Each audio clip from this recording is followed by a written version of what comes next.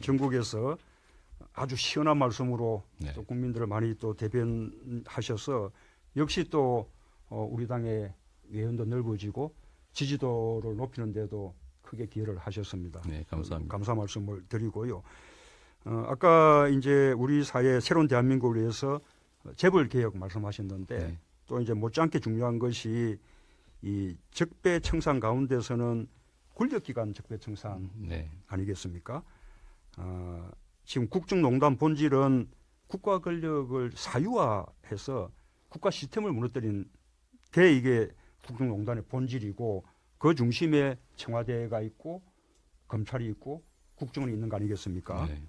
그래서 저는 우선 청와대 특권을 버리고 광화문 대통령시대를 열겠다. 그리고 지금의 청와대는 시민들께 돌려드리겠다. 이렇게 그 공약을 했는데 네. 우리 이재명 시장님도 지금 시장실을 성남 시민들께 개방한 것으로 네. 알고 있거든요. 아까 방금 말씀드린 광화문 대통령시대 공감하시는가요? 문제는 그런 외형들도 매우 중요하죠. 실제로 국민들이 권력을 두려워하지 않고 또 국민들의 의사가 제대로 반영되는 권력 행사가 이루어져야 됩니다. 그 점에 100% 동의하고요.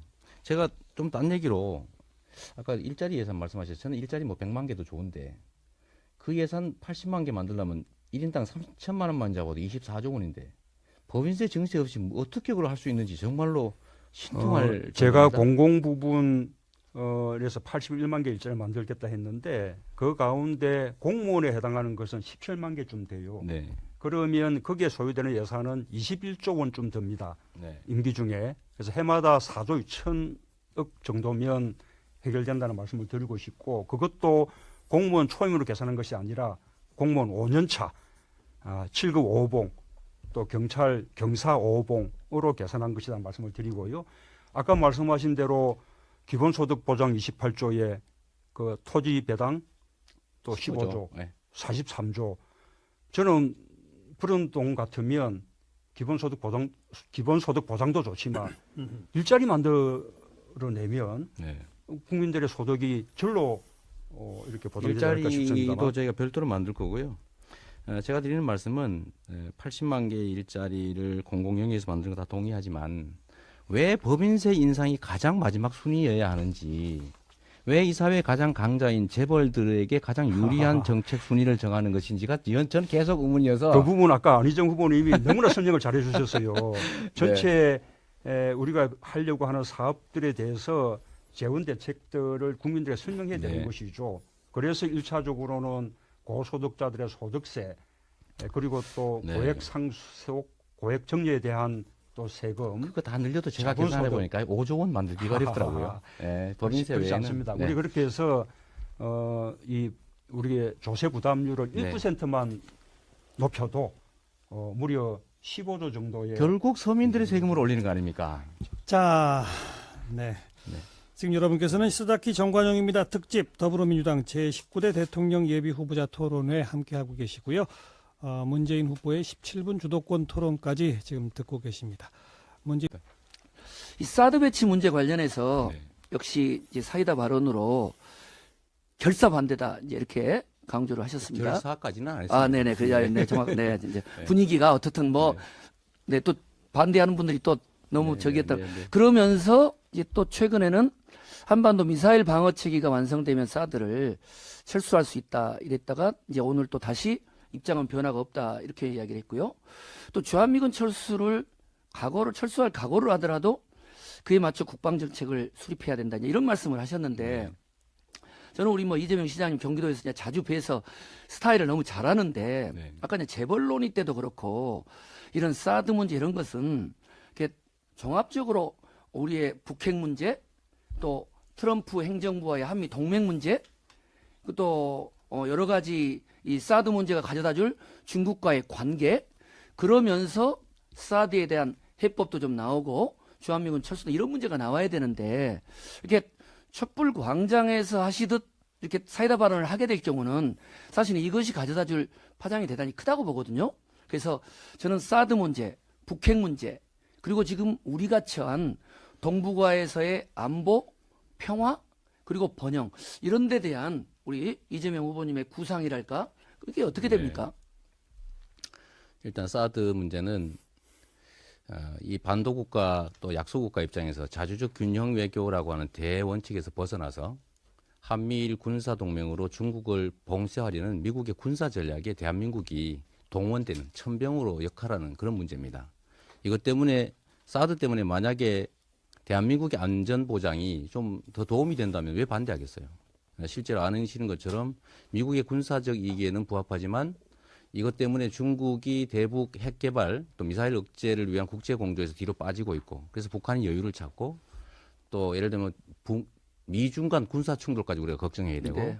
또 경제적으로 어렵고 이런 네. 여러 가지 문제들이 있기 때문에 이 문제에 대해서 원칙으로 돌아가서 그냥 잘못 깨어진 첫 단추를 해결하지 않으면 미봉할 수가 없다. 나는 그 말씀을 드리는 겁니다. 나중에 그리고 또 하나만 더 추가하면 네. 제가 입장을 바꿨다고 하는데 저는 그건 전혀 아니고 네, 언론에서 또 그렇게 그 나오네. 네. 질문은 실제 배치된 다음에는 어떻게 하겠느냐라고 했을 때 다른 대안을 만들어서라도 알겠습니다. 철수시켜야 된다 이렇게 말씀드렸던 거예요. 네. 문재인 후보님, 많은 질문에 30초 내에 촛불 집회, 태극기 집회의 골이 깊습니다. 대통령 되시면 이런 갈등 해소 위에 어떤 노력하시겠습니까? 시작하세요.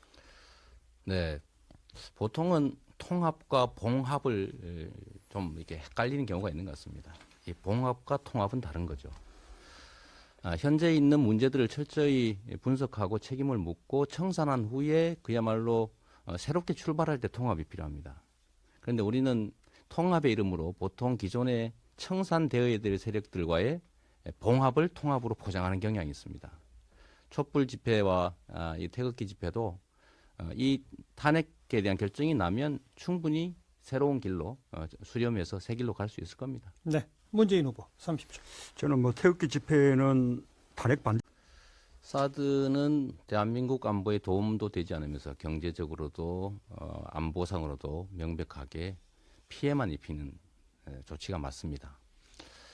강대국이 요구했다고 해서 이미 합의했다고 해서 어쩔 수 없지 않느냐 이 상태에서 어떻게든지 봉합해보자라고 하는 것은 국가 지도자로서의 태도는 아니라고 생각됩니다. 잘못된 것이 있다면 그리고 고쳐야 된다면 그게 바른 길이라면 힘들어도 길을 만들어서 가야 되는 것이 바로 국가 지도자이기 때문에 사드 문제는 적당히 무마할 게 아니라 알겠습니다. 원천적으로 되돌아가야 된다 이렇게 생각합니다. 대한민국은 민주공화국이고 민주공화국의 가치 중에 가장 중요한 것은 법 앞에 만인이 평등하다는 것입니다. 권력을 가졌었다는 이유로 고위직을 지났다는 이유로 이때까지 그 책임들을 면제해 줬기 때문에 끊임없이 이 적폐가 계속 반복돼 왔습니다. 대통령이었다는 이유로 면제를 하거나 감경할 게 아니라 오히려 더 고위직을 지냈기 때문에 책임이 더 커져야 합니다. 당연히 보통 사람과 똑같이 대통령 퇴임과 동시에 구속하고 엄정하게 처벌해야 된다고 네. 생각합니다. 문재인 후보 예, 박근혜 대 마무리 발언. 네, 제가 며칠 전에 이제 소위 호남 지역을 3일간 둘러봤습니다. 분열의 상처가 엄청나게 큽니다. 통합을 통해서 야권의 집권 가능성을 높이고 또 국정개혁 동력을 만들어서 진정으로 국민들이 바라는 제대로 된 정권 교체, 제대로 된 나라를 만들자는 열망이 참으로 컸습니다. 반드시 야권 연합 정권을 만들어서 우리 국민들의 열망대로 공정한 나라 꼭 만들었으면 좋겠습니다. 민주당의 후보를 과연 어떤 사람이 하는 것이 좋겠는가? 저는 민주당이라고 하는 거대한 정치 세력의 후보, 그 대표를 뽑는 것이기 때문에 그가 가진 세력, 또 그가 물려받은 정치적 유산, 그의 혈통 이런 것들을 따질 게 아니라 흙수저라 할지라도 그야말로 성공할 수 있는 그 개인의 자질과 역량과 실적을 보고 판단해 주시면 진정으로 공정한 나라가 우리 민주당에서부터 시작될 수 있다라고 생각합니다. 미국의 버니 샌더스를 민주당의 기득권으로 막은 결과는 결국 대선에서의 패배였습니다. 우리 국민들의 열망대로 그가 가진 세력이나 유산이 아니라 그가 가진 역량과 가치와 철학과 또 그가 공인으로서 만들어 온 실적 이걸 기준으로 판단한다면 저는 제가 민주당의 대선 후보로 가장 합당하다고 확신합니다. 우리 국민들이 원하는 바대로 공정한 나라 만들 수 있는 기득권과도 싸워서 이길 수 있는 또 네. 이겨왔던 이재명을 지지해 주십시오. 네, 문재인 후보 마무리 발언. 예, 문재인입니다. 국민